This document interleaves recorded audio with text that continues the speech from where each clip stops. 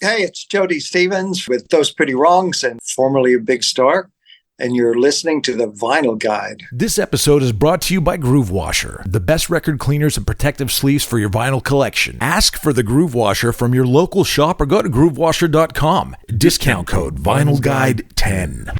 And now, on with the show. Well, hey everyone, it's Nate. Welcome to episode 405 of The Vinyl Guide, the podcast for record collectors and music nerds. And this week we have absolute rock royalty here on the show. Mr. Jody Stevens joins us to talk about his time and the vinyl records of Big Star, as well as his current band, Those Pretty Wrongs. Now, I gotta tell you, Those Pretty Wrongs are touring the east coast of Australia this August, Melbourne, Sydney, Brisbane, and more, playing the music of Those Pretty Wrongs and selected classic Big Star material. Tickets for Those Pretty Wrongs are available at lovepolice.com.au. Now today, Jody shares all about the Big Star days, the recording of #1 record, memories of the band, the early vinyl pressings, the rare records. Jody talks about Chris Bell destroying the master tapes of #1 record, discussions of a Big Star reunion prior to Chris's death, and much more. Plus, discussions of the upcoming Australia tour of Those Pretty Wrongs. And, as always, there is a commercial-free and high-resolution version of this interview available only to show patrons at patreon.com/vinylguide. Help us support the show. If you're not a show patron right now, please consider helping us support. $5 or $10 a month, whatever you can afford is much appreciated. It keeps me stocked with burritos and beer and pumping out these episodes. That's patreon.com/vinylguide. Help support the show and enjoy all the extras. And finally, if you enjoy music history and vinyl records, there are over 400 other episodes of the Vinyl Guide available anytime to enjoy, including interviews with the likes of Billy Bob Thornton and J.D. Andrew of the Boxmasters, episode 403. Comedian, actor, and podcast pioneer Mark Maron joined us, episode 400. Gerald V. Casale sharing all things Devo, episode 366. The amazing bearded bassman Leland Sklar, episode 362. Everyone's favorite stoner Tommy Chong joined us to talk records, episode 320. Robbie Krieger of The Doors, episode 306. Peter Frampton, episode 300, and lots more. Follow the Vinyl Guide podcast in your podcast app of choice for free. Scroll, download, listen, and enjoy. All right, well, let's get into it. Here is the Vinyl Guide interview with Mr. Jody Stevens of Big Star and Those Pretty Wrongs. Good morning to you. Mr. Jody Stevens, how are you? Hey, I'm fine. How are you? You sound like you shot out of a cannon. You just had a coffee or something? No, actually, I just had dinner. Oh, well, look, thank you for taking time out of your evening to join us here on the Vinyl Guide. We are a bunch of record nerds here around the world. Well, let me ask you this. First off, do you have a vinyl record collection? Do you a fan of or a collector of vinyl records? I'm not. Okay. Even back in the day, I wasn't much with a stylus. Okay. I never really touch or could get the proper weight, or maybe I just had a cheap, record player. But it's kind of embarrassing to admit. But oh, that's all right. Look, we can't all be nerds to that level. I love holding vinyl and the whole visual and tactile kind of experience of it. Yeah, CDs are convenient, and so is streaming. It's good to know Those Pretty Wrongs. Holiday Camp is available on vinyl. Z for Zulu. Yeah. There are vinyl copies available. So, and people who want to take a look at those and listen in and perhaps even order, those albums are on streaming services, or you can go to thoseprettywrongs.com. And also, Those Pretty Wrongs are going to be coming to Australia in August of 2023. So there will be links in this episode page of where to get tickets for that, to see Jody and Luther here. Now, Jody, I'm really pleased that Those Pretty Wrongs, you continue to record and use Ardent Studios. That is, to me, is just wonderfully fascinating. We're so lucky. Betty Fry makes that available to us, and consequently, it's very affordable. so we can do these records. We do them in a timely manner. It's not, we don't get in, hang out, and watch YouTube videos and stuff. But we get in there and we take care of business, because usually Luther arrives on one date and he has a plane ticket to leave on another date. So we've got to kind of stay focused. But yes, we're lucky. Ardent's, I love its home. It's great things happen there, and they continue to happen. Luther and I are pretty lucky in that regard with Ardent. Yeah, and to me, it's rather fascinating. Like over the last several decades, so many great recording studios have struggled to keep their doors open, or many of them have even shuttered. And the fact that Ardent is still going some 50 years later, I mean, it's a miracle and a testimony to the leadership there and the equipment and the environment of which artists can use. Yeah, it's like 57 years. John starts the clock. John Fry started the clock in 1966. So it's been a while. And we're at our current location on Madison Avenue. We've been there for 51 years. We moved in January of 52 years, January of 71. Wow. Yeah, the brick building. Oh, in fact, you're even wearing an Ardent t-shirt. That's nice. Now, that logo was new to the label and introduced with the Big Star records. Is that right? It was. It's a Ron Picard. This is a non-detailed version of Ron Picard's label that he created for Ardent Records. Because Ardent had been going as a record label for some time in the late 60s, but there were different logos, different kind of visual elements to it. But when I guess they struck the deal with Stax for the distribution, and Big Star was the first monkey to be shot into space there, that warranted a new logo and label design. He did. Ron Picard created the neon Big Star, and which I think everybody knows now was inspired by the grocery store. Yeah. Which across the street from Ardent when we were located on National. And then he created these record labels and the single record sleeves, and talented guy. Yeah. Now, the cover of the Big Star 1 album with the neon sign, there was actually a neon sign created for that. Any idea whatever happened to that sign? The last I saw, it's actually in a picture of John. I think it's John Fry, Al Bell, and Deanie Parker. And if you look in the bottom left-hand corner of the picture, that neon star is sitting on the floor in the corner of the room, and the big is kind of is off and just kind of sitting sort of askew up against the neon star itself. That's the last I'd seen of it. Okay, as a picture out of the 70s? Yes, picture from the 70s. Oh, okay. All right. It would pre-74. When did Stax go in there? 74, 75? I think somewhere around there, yeah. Okay. Yeah. Would have been before that, because certainly because of Al Bell and Deanie Parker being in the photo. So that was that was a light. Radio City had another light on it. Was that the ceiling of, I think, Fridays, the bar? Or what was that picture at ceiling of? Well, that was part of Bill Eggleston or William Eggleston's collection.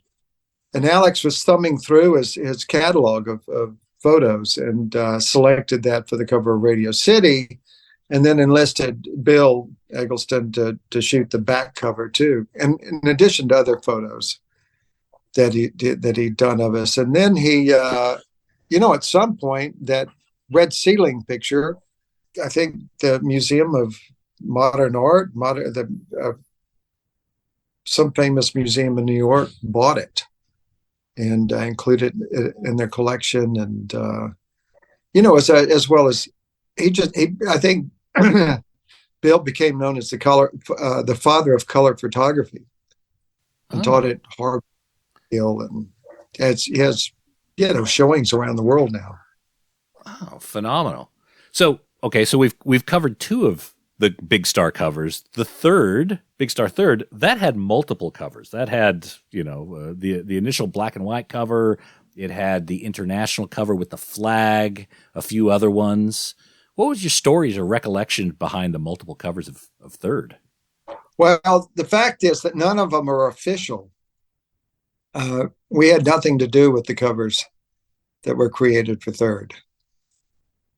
No input or anything like that? No. And I kind of like the black and white one of the two of us. I think Alex has had a Mellotron or something, and I'm in this red. Well, it's black and white, but it's a red kind of blazery kind of jacket that I got at a used clothing store that I thought was pretty cool at the time.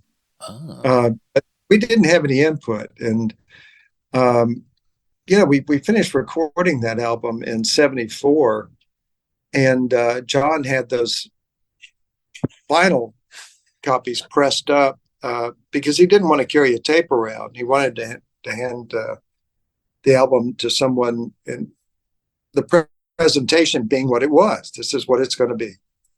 And of course, people apparently made comments like, "Do I have to listen to that again?" Or kind of snidey comments. But it eventually came out in '78 on Aura Records in England, and they created their own cover, and then Passport PVC, and they created their own cover, and then Ryko Disc created its own cover, and Omnivore with theirs, and they're all fine. I was never asked, and so they're fine with me. I'd hate to have that responsibility of creating a cover for Third. Well, your preference is the black and white, so I would take that as the official word for the band.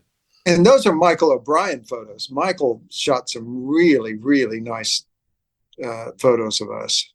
We were lucky that we had these incredibly talented photographers around.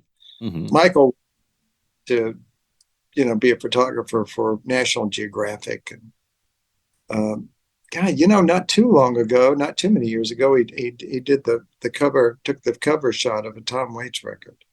But those Pretty Wrongs are lucky. We have Luther. Luther creates artwork. That's right. And you've got some colored vinyl copies. And when you tour Australia, you're going to be bringing some of those. Can we see some of that vinyl on the merch table? I hope so. That's a job for a Red Eye distributor down there. Antonio Foxley's the rep down there. Nice guy. I'm sure we'll have something there. Very good. So going back to Third, from what I understand, there were about 250 records pressed. This is 74, 75.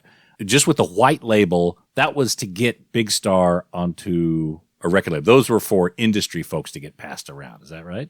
Yeah, that was certainly an easy format for anybody, really, because we all had turntables.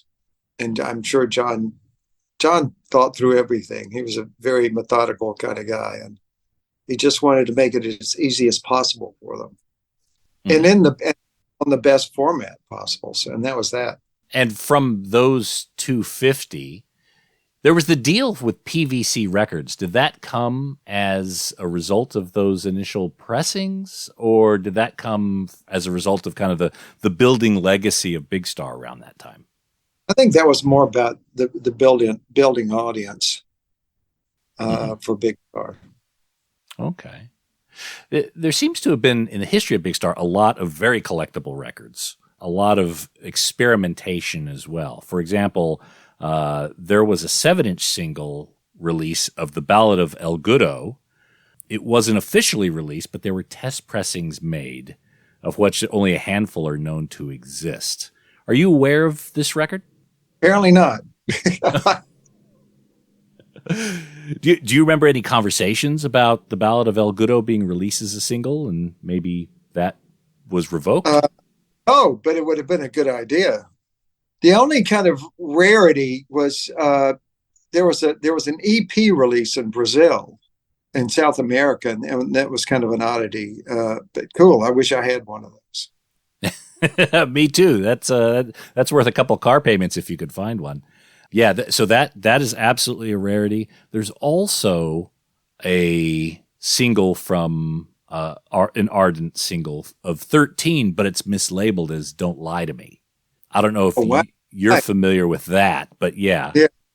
Yeah. Well, that'd be another collector's thing, wouldn't it? Yeah. But no recollection of those singles going out with the wrong labels on the record? There's not. I think I heard that subsequent to the releases. I mean, years later or something. Mm-hmm. Do you recall the band getting test pressings of Number One Record or Radio City in the early days? Chris would have done that. It would have gone to Chris and John Fry. Okay. I mean, Alex had experience with all that, but it probably Chris and John. And John, there's no more discerning ears than John Fry's. Because I know in the studio, a lot of care and time was taken to, have just a sonically beautiful album. Yeah. Do you recall a similar kind of approach to quality when it came to record pressing and trying different masterings and things like that? I wouldn't be surprised, really, because John was a sonic perfectionist, and he I'm sure he would have demanded that they sound as good as his mixes coming off the tape. Maybe you could do something to even improve that. But he and Larry Nix cut the vinyl for those things. Okay. John could, as opposed to running a compressor or a limiter for peaks, and John could do that manually because he knew where they might be, having recorded and mixed it. So again, there's not just a uniform chopping off of peaks and stuff. It's something that's more organic, I guess. And consequently, those records sound amazing. And then their Concord just did in the last couple of years that Jeff Powell cut the vinyl on, and they sound amazing. Yeah. Do you recall the inscription of the Number One Record in the Runout Groove? The words that were in the Runout Groove? I don't. Like there was a planet or something, wasn't there, on one of them? But I don't remember what was. I know there was something. Just apparently Chris wrote something and then dropped the stylus and ruined it, so they had to go back and recut it. The inscription of the earliest pressing of Number One Record is on side B, quote, "The more you learn, the less you know." Oh, right. Yeah. Any idea where that would have come from? I would think it came from Chris. Could have come from Andy. Okay. That sounds like an Andyism. The first pressings also had a poster and a few promotional photos in there. Any recollection about the story of those? Are you talking about like something that went out in a little folder? They were stuffed inside the record, from what I understand. There was actually the first pressing, I believe, had a poster. There were a couple promotional photos, and then some had a media kit along with it. Those probably would have gone to the reviewers, but I believe the posters, the Big Star posters, went out to the general public. Wow. Well, I have a copy of Number One Record that probably has been played 4 or 5 times, and there's that it didn't include that. And I also have a copy that's never been opened. Oh, okay. I'm kind of saving supplement one of our tours or something. You probably could. That's right. So when it comes to Radio City, track 1, "Oh My Soul," is in mono. That's the only mono song on the album. Why was that one in mono and the rest in stereo? I think they thought it'd be a cool idea. It was kind of a tip of the hat to the way things were. And they probably had the idea, Alex, or because that would have been Radio City, could have been Andy. And, they sort of sussed it out and discovered that, oh, wait a minute, this sounds really good mono. I mean, there's an argument for all the Beatles stuff in mono, and that's the way it hit us first, and you know how it hit people and how they responded. So it's there wasn't anything wrong with it. So yeah, I don't remember the reasoning behind it and stuff, other than, gee, that'd be a cool thing to do, I think. Was Chris still working on some of the songs that ended up on Radio City? Well, legend has it that "Oh My Soul" is one of them. There was a light which Chris got, and Alex got "Oh My Soul," or sitting in the back of a car. Alex, Andy, and I had got that in part, I think, because Alex said Andy contributed to a lot of the lyrics for "Sitting in the Back of a Car," which that kind of makes sense too. Those are three. I think there's one other that Chris got, but I can't think of it. Okay, all right. In the Big Star documentary, it talked about the Ardent team finding Chris in the studio late at night, destroying some of the multitrack tapes. What was it that he had destroyed, and was it something that was irreplaceable? We'll be back after these messages. There's no doubt about it. Record collecting has become a serious hobby and even an investment for many around the world. So record collectors have to ask themselves how best to protect their prized records and confidently buy and sell with others. There is an option to consider: vintage media grading at vmgvinyl.com. vmgvinyl.com will professionally grade your record and encase it in protective plastic, so your record will retain its value for decades to come. This is the same approach that comic book and sports card collectors have done for years. Now, I know many record collectors will be horrified with the thought of having their records graded and encased in plastic. And for the majority of records, this isn't necessary. But if you have top dollar records that you need to protect, maybe a super rare album that's languishing on the shelf, a one-off misprint, or a special LP that you want to protect, look up vmgvinyl.com, Vintage Media Grading, and see if this service is right for you. That's Vintage Media Grading, vmgvinyl.com.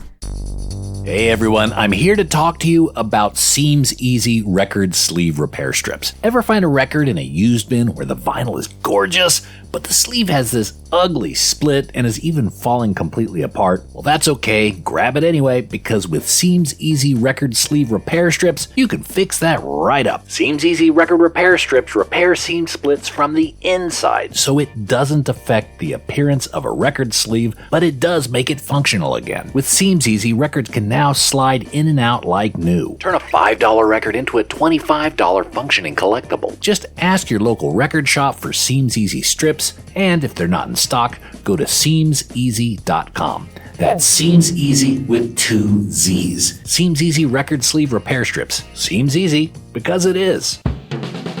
Oh, and hey, record nerds, don't forget to clean your records with the very best and safest record cleaner, the Groove Washer. Make your records look and sound their very best and store them with confidence using the new Groove Washer Groove Guard record sleeves. You gotta try this out. It makes a huge difference to the quality of your vinyl experience. Ask for the Groove Washer by name at your local record store and accept no substitutes. Or head over to groovewasher.com and use discount code VINYLGUIDE10. All hail the Groove Washer. That's groovewasher.com, discount code VINYLGUIDE10. Now we return to the program, already in progress. No limits. In the Big Star documentary, it talked about the Ardent team finding Chris in the studio late at night, destroying some of the multitrack tapes. What was it that he had destroyed, and was it something that was irreplaceable? It was number one record multitracks. He bulk erased them.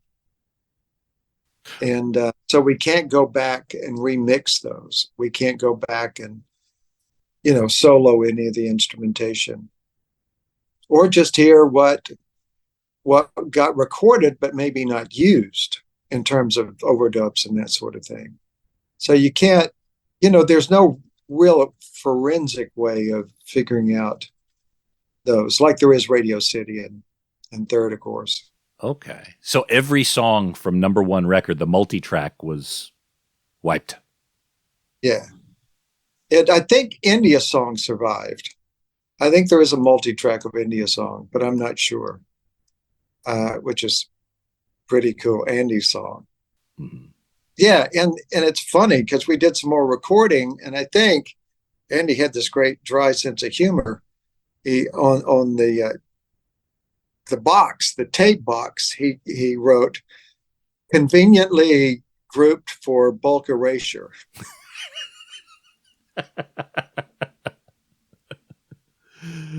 Oh, yeah. I guess you got to have that gallows humor in that situation.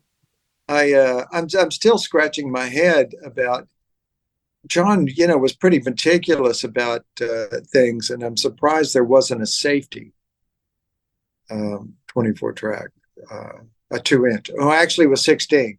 I guess no one was expecting someone to willfully go in there and No, completely wipe them. yeah. Apparently, Chris could be volatile.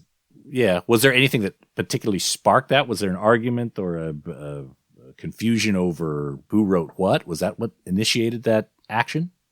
I think recording, writing, creating music is an emotional thing. It's you leave yourself vulnerable big time, and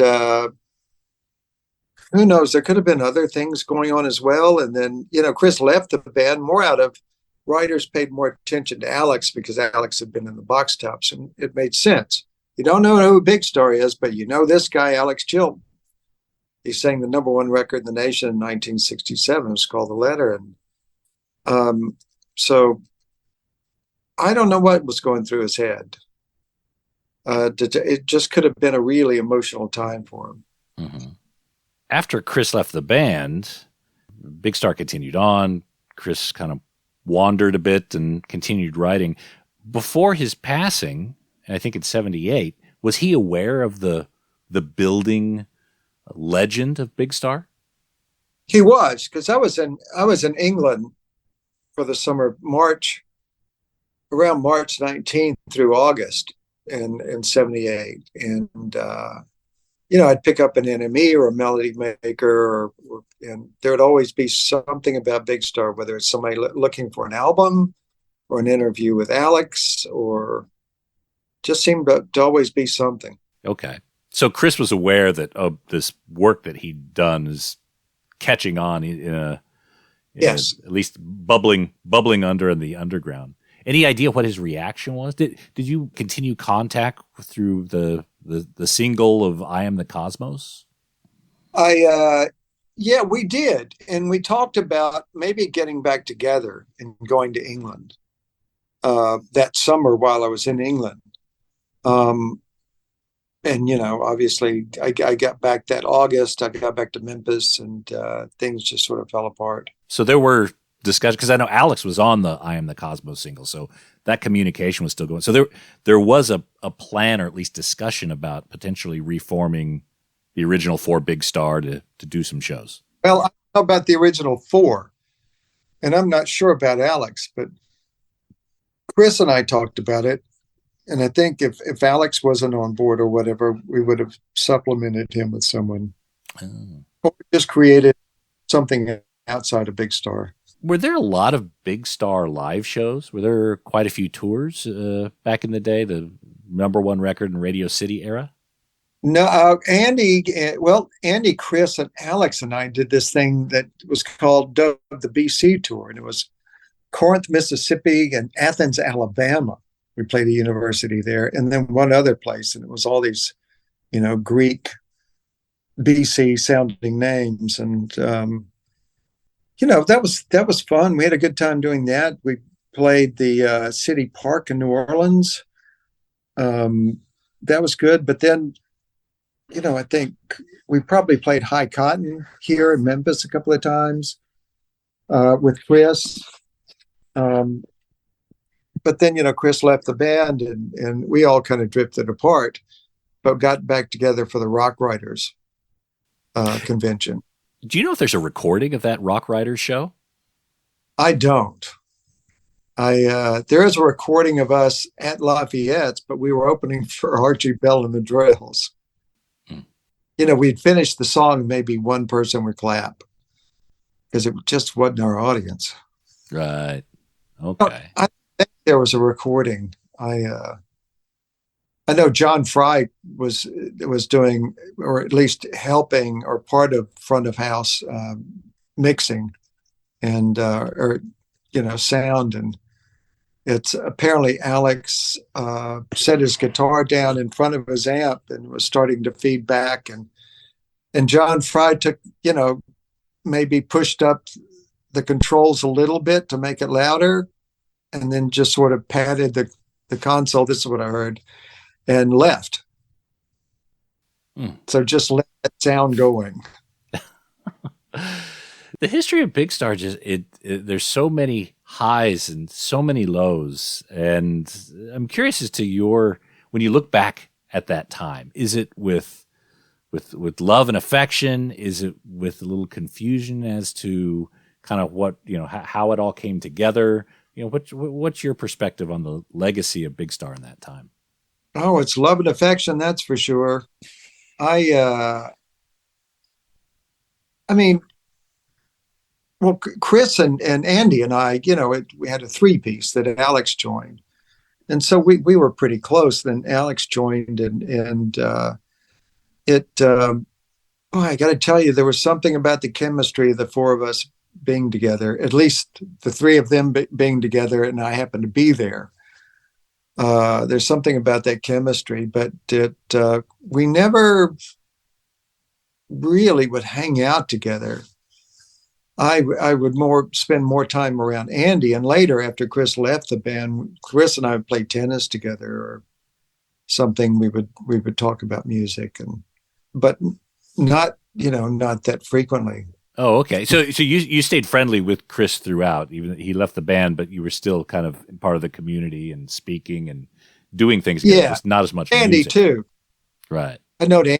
I was in the 7th grade, so not on a daily basis, but he and my brother had a band together when I was in the 7th grade, and that was the introduction to Andy. So I'd known him for a long time and was really comfortable with him. And does it surprise you how beloved this band is and how widely, how global the appreciation is for those records?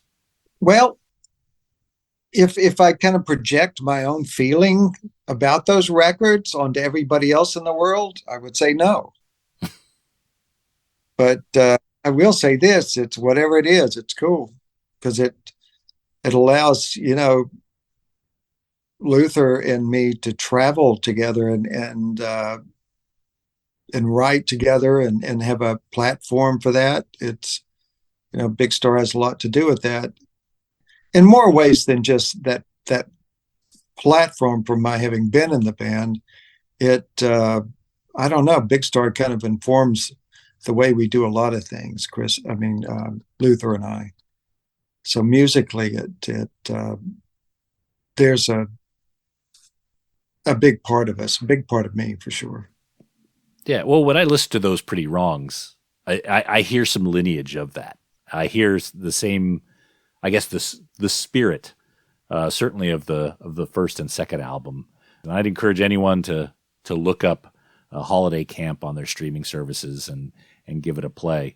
So those Pretty Wrongs, when you and Luther are writing music, how does a song from those Pretty Wrongs come together? Is it an idea from one or the other and bringing the other one into the fold, or is it collaborative? How does that work? Well, the first two songs that we wrote together, I had lyrics and melody lines. Maybe not, the lyrics were complete, but the melody lines were pretty developed. But Luther is pretty brilliant with making little, very melodious, to borrow a word from Alex, additions to melody lines and stuff. So, and Luther completed those musically and just kind of made them shine in that regard. And but that happens all different kinds of ways. Luther can send me, like New September song on Holiday Camp, sent me, hey, I've got this music and this September song. And I'm not sure whether he was actually calling it that as a title, or whether he's just saying, hey, here's a new song and it's in, it's September. So as a way of identifying it. So I just set about writing these lyrics, and you pay attention to kind of what's around you. And there's this beautiful, really big park in Memphis called Shelby Farms. And I was around there and it just kind of inspired the frogs of a summer night sing. And bonfires illuminate the trees, layered ribbons of a cool, cool breeze, announcing fall's awakening. And God knows how I came up with that. I get chills. I mean, it is thrilling to somehow be a little portal of how this stuff gets expressed.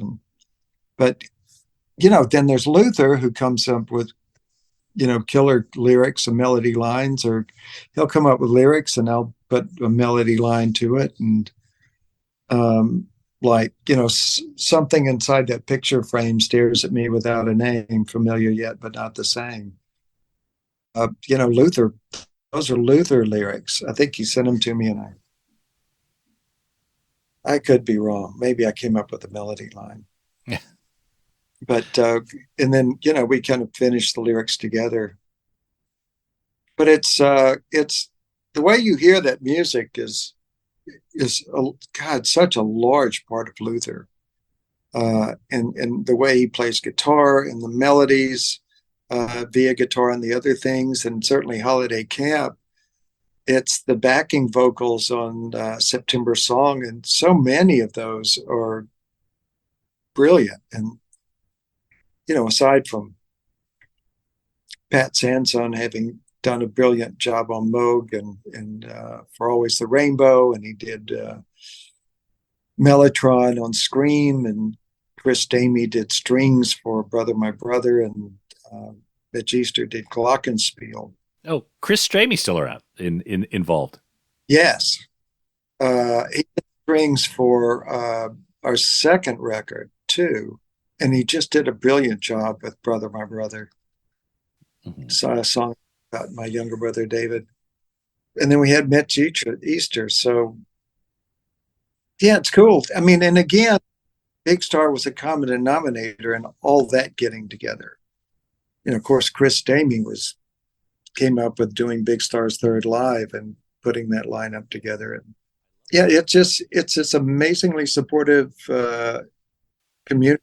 Yeah, that's the word I was thinking of. I love the fact that community continues. You continue to work together, even in the same recording studio all these years later, and it's like this continuation of the story. It started with Big Star, but it really is about people and everyone, the community, the musical community of Memphis, and it's really wonderful to watch from afar. Oh, thanks. It's wonderful to do. It's amazing to be a part of. Speaking of watching them from afar, here in Australia, we're looking forward to the shows. I want to make sure people are aware. Those Pretty Wrongs, Australia, August 2023. Tickets are at lovepolice.com.au. There's several shows up and down the East Coast.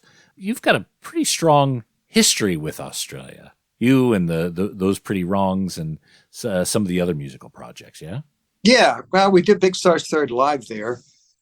And flew down for that. That was pretty amazing. And then Luther and I played the Americana Festival here in the States, in Nashville. And a friend of mine, Mary Mihilakos, who lives in Melbourne, brought BT to see us. BT is Love Police touring. And unbeknownst to us, and Luther and I, it's at the basement in Nashville, and Luther and I were singing, and there was this guy sitting up against a wall and just having the best time of his life. And it made performing that much more fun. And he introduced himself afterwards and wound up inviting us to open for Tweety when they toured Australia. So we went down and did. I think we did 5 total dates, maybe only 2 with Tweety and 3 on our own, or maybe 3 with Tweety and 2 on our own. And then somewhere along the way, COVID hit. But we kind of managed to work it out again with BT bringing us over. Well, we're looking forward to seeing you. There's 6 dates available. I'll put links in this episode page. Victoria, New South Wales, getting up to Queensland as well. So, Jody, thank you so much for coming on the Vinyl Guide today and tolerating our record nerd questions. Again, as collectors, we love to know all these little facts and stuff, and recognizing that there are varying degrees of awareness and sometimes even interest in some of the test pressings or some of those sort of things. But I really appreciate you shedding some light and giving us some new facts to work with in our record collecting journey. I want to make sure people know, especially those in Australia, those Pretty Wrongs are coming down here August 2023. There's half a dozen shows up and down the East Coast. Tickets are at lovepolice.com.au. And no matter where you're at in the world, check out the album Holiday Camp. It's brand new. It's on all streaming services. You can enjoy it right now. And if you decide to take the leap and get a copy on vinyl, a physical form, you can go to thosepretty-wrongs.com and they will steer you in the right direction. Jody, thank you so much for coming on the show, mate. Thanks for having me. It was a joy. Great questions.